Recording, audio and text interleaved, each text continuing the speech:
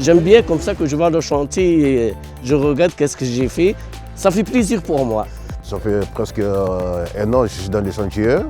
Tous les jours, je suis présent. C'est super. On est sur le chantier du diffuseur de Sarangilly. C'est un échangeur qui permet de rentrer et de sortir de l'autoroute A10 au nord d'Orléans. Parmi les 70 compagnons qu'on accueille sur le chantier de manière pérenne, on a 28 personnes en insertion socio-professionnelle.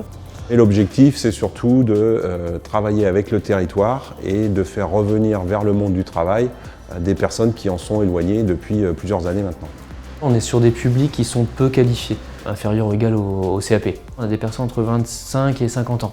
13 femmes sur les 28 participants. Pour ce chantier, on a environ 20% des participants qui sont issus de quartiers prioritaires. On s'empresse de les faire tourner aussi pour les faire évoluer dans différentes tâches et puis différents métiers. Nous avions fixé un nombre de 11 850 heures d'insertion. Notre objectif, c'est d'atteindre bien sûr ces 11 000 heures. On ne doute pas qu'on y arrivera et on espère même le dépasser. Les entreprises connaissent peu les structures d'insertion du territoire.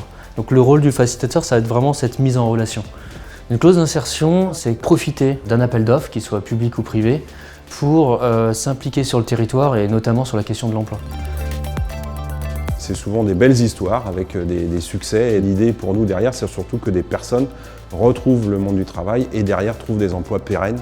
Ce coup de pouce sur l'emploi, ça permet de voir la suite, de voir plus loin. On a des personnes qui sont parties sur des formations d'aides-soignantes. Je lui explique et je dirais comme quoi il me regarde. C'est toujours satisfaisant de voir quelqu'un qui s'épanouit et puis même si ça dure que 2 ans, toute expérience est bonne à prendre. On a l'exemple de Mamadou et de Rachid qui sont là depuis un moment sur des postes maintenant qui sont pérennisés. Au bout de 2 ans, ça peut leur permettre d'acquérir une certaine expérience pour après évoluer et pourquoi pas nous suivre et puis être embauchés dans l'entreprise.